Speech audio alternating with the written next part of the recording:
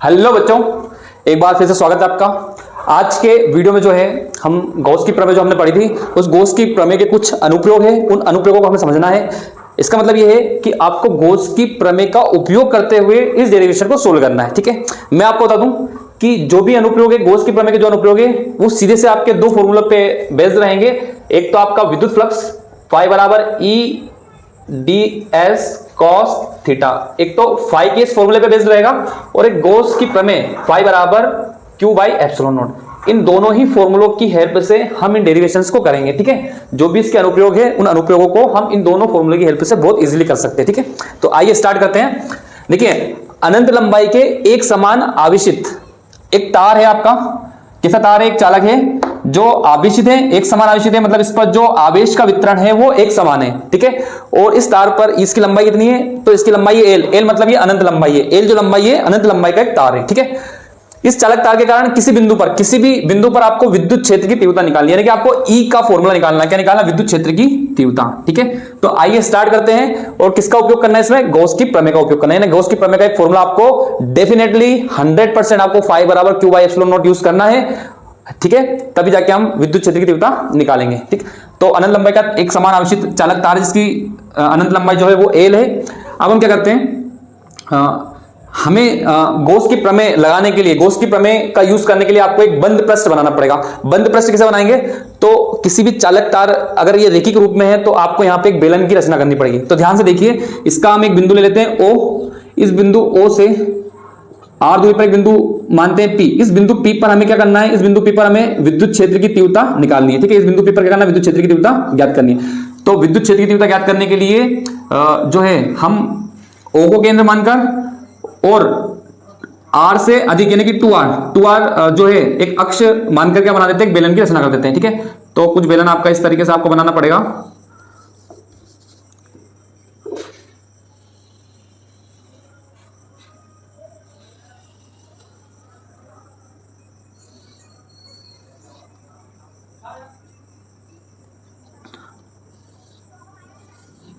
ठीक है, ये बेलन हो गया। इस बेलन की लंबाई कितनी है? तो इसकी लंबाई है स्मॉल एल। ठीक है, तो आर त्रिज्या और एल लंबाई का हमने क्या बना लिया है? बेलन बना लिया। अब इस बेलन पर विद्युत क्षेत्र की तीव्रता जैसे प्लस क्यू आवेश है, तो प्लस आवेश से हमेशा आउटवर्ड डायरेक्शन में बाहर की तरफ विद्युत क्षेत्र की तीव्रता होती है। तो देखिए, यहाँ पे इसके तीन पृष्ठ हैं। ये पहला पृष्ठ इसको हम नाम देते हैं S1, ये दूसरा पृष्ठ इसको नाम देते हैं S2। ये आपका वृत्तीय पृष्ठ है। ठीक है, S1 भी क्या है? ये भी आपका वृत्तीय पृष्ठ है। ठीक है, S1 वृत्तीय पृष्ठ, S2 वृत्तीय पृष्ठ, और ये आपका हो जाएगा वक्र पृष्ठ। क्या हो जाएगा? वक्र पृष्ठ। इसको हम नाम दे देते हैं S3। ठीक है, S1 S2 S3। S3 आपका वक्र पृष्ठ। क्या है? वक्र पृष्ठ। ओके, अब देखिए, विद्युत क्षेत्र की तीव्रता आपको निकालनी है तो पहले आपको दिशा निकालनी पड़ेगी। दिशा क्या रहेगी? तो देखिए, विद्युत क्षेत्र की दिशा हमेशा इधर बाहर रहेगी। तो S1 पृष्ठ से भी विद्युत क्षेत्र की तीव्रता बाहर रहेगी, की ओर रहेगी। S2 से भी क्या रहेगी? बाहर की ओर रहेगी। और वक्र पृष्ठ से भी क्या रहेगी? बाहर की ओर रहेगी। ठीक है, अब अगला क्वेश्चन ये आता है कि जब आप इसे फ्लक्स का फॉर्मूला लगाओगे तो इससे संबद्ध फ्लक्स, इससे संबद्ध फ्लक्स और इससे संबद्ध, आपके पास तीन पृष्ठ हो गए। एक वृत्तीय पृष्ठ S1, वृत्तीय पृष्ठ S2, वक्र पृष्ठ S3। अब इन तीनों पृष्ठों से आपको क्या देखना है? जो विद्युत क्षेत्र की दिशा है, ये इनके क्षेत्र पर अवयव जो होता है, क्षेत्र अवयव जो होता है ना, जो सदिश राशि होती है, जिसको हम क्या बोलेंगे?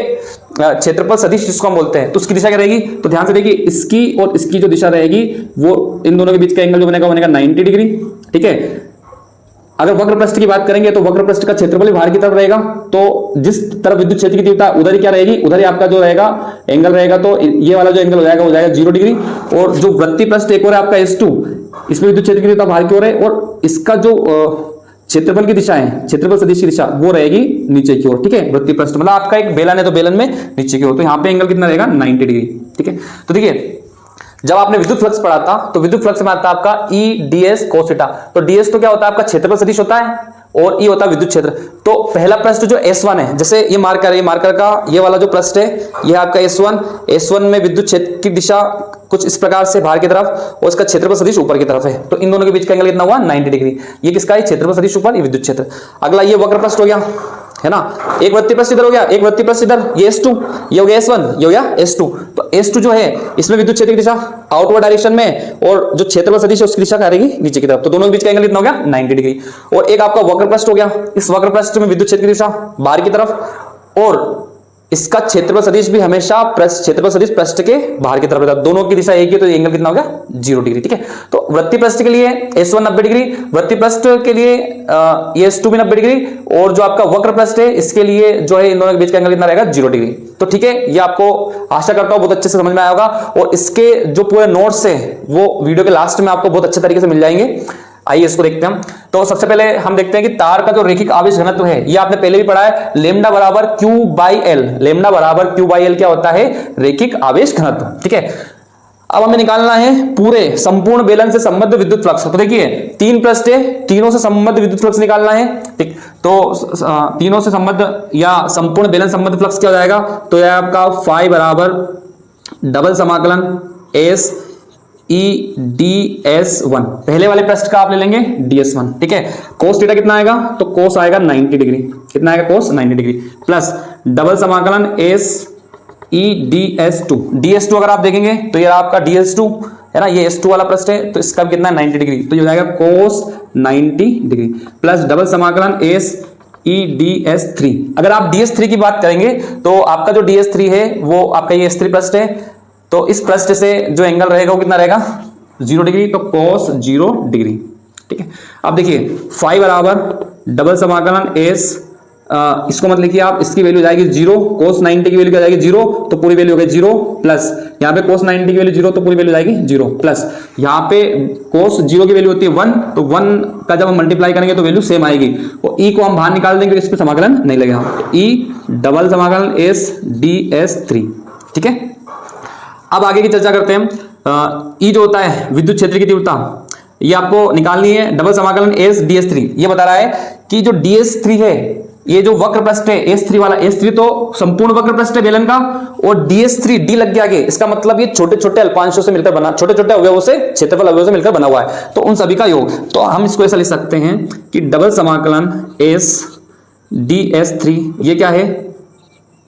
बेलन का वक्र पृष्ठ का क्षेत्रफल, बेलन का वक्र पृष्ठ का क्षेत्रफल, और जो होता है कितना होता है? तो ये होता है 2πRL। कितना होता है? 2πRL। तो हम 2πRL यहां पे पुट कर देंगे, तो phi equals to E into ये 0 E बचा, इसकी वैल्यू हो गई क्या 2πRL, तो 2πRL ये हो गई समीकरण नंबर 1। ठीक है, क्या गई समीकरण नंबर 1। अब समीकरण नंबर 1 जब हमें मिल गई तो मैंने आपको बताया था एक आपको फ्लक्स निकालना है, एक फ्लक्स निकाल देना है, और दूसरा आपको गॉस की प्रमेय। तो गॉस की प्रमेय का उपयोग करेंगे, तो गॉस की प्रमेय से, गॉस की प्रमेय क्या कहती है? तो गॉस की प्रमेय बोलती है कि फाई बराबर होता है Q/ε0। ये हो गई समीकरण नंबर 2। समीकरण 1 और समीकरण 2, समीकरण 1 और समीकरण 2 में आप देख रहे हैं LHS क्या है? दोनों में बराबर है, LHS है बराबर, तो LHS बराबर, तो RHS भी क्या हो जाएंगे बराबर। ठीक है, तो हम लिखेंगे यहां से E.2πRL बराबर Q/ε0।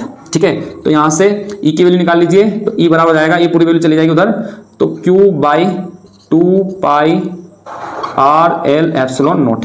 ठीक है, थोड़ा सा और करेक्शन कर देते हैं यहाँ पे, E इक्वल्स टू Q/2πRL। अगर आप ध्यान से देखेंगे यहाँ पे हमने रैखिक आवेश घनत्व क्या लिया है? तो रैखिक आवेश घनत्व हमने लिया है लेमडा बराबर Q/L। ठीक है, तो लेमडा बराबर Q/L जब हमने लिया है, तो Q/L दिख रहा है आपको, ये आपका Q और ये है L, तो हम यहाँ पे लिखेंगे रैखिक आवेश घनत्व, तो लेमडा बराबर क्या होता है Q/L। ठीक, तो जहां पे Q/L है वहां पे क्या लिख देंगे लेमडा, तो E बराबर Q/L तो क्या लेमडा, तो लेमडा डिवाइड बाई 2πR/ε0। ठीक है, तो बच्चों यही आपका जो है, यही आपका आंसर है। क्या है ये आंसर? ओके, यही आपका अनंत लंबाई के एक समान आवेशित रैखिक चालक तार के कारण किसी बिंदु पर विद्युत क्षेत्र की तीव्रता का व्यंजक ये है। ठीक है, इसको यहाँ पे आपको आंसर को जो है छोड़ देना है, क्योंकि आपको आंसर यहीं तक लिखना है। ठीक है, कभी हम न्यूमेरिकल्स के लिए अगर बात करें, न्यूमेरिकल्स के लिए क्या होता है, तो न्यूमेरिकल्स के लिए मैं एक फॉर्मूला बता देता हूं आपको, जिससे हम यहाँ पे 2 से मल्टीप्लाई करते हैं तो 4 हो जाता है, 4πε0। ठीक है, 4πε0, तो यहाँ पे भी आपको 2 से मल्टीप्लाई करना पड़ेगा, तो ये हो जाएगा E इक्वल्स टू, देखिए आपका आंसर आ गया, बस मैं न्यूमेरिकल के लिए बता रहा हूँ, 2π डिवाइड बाई 4πε0R। ठीक है, 2 से ऊपर मल्टीप्लाई कर दिया, 2 से नीचे कर दिया। ये क्यों करा? क्योंकि जो 1/4πε0 इसको हम लिख सकते हैं K, तो E बराबर 2 lambda K divide by R। ठीक है, 2 लेमडा K/R, ये भी इसका क्या हो जाएगा आंसर। किसको हमने लिख दिया? तो जो 1/4πε0R है इसको हमने क्या लिख दिया 2 लेमडा, या 2k लैम्डा बाई आर। ठीक है, ये न्यूमेरिकल्स वगैरह के लिए यूज होता है। ठीक है, तो बच्चों मैं आशा करता हूं आपको न्यूमेरिकल डेरिवेशन बहुत अच्छे समझ में आया होगा। मिलते हैं अगले वीडियो में अगला जो अनुप्रयोग है वो लेकर, तब तक के लिए जय हिंद जय भारत।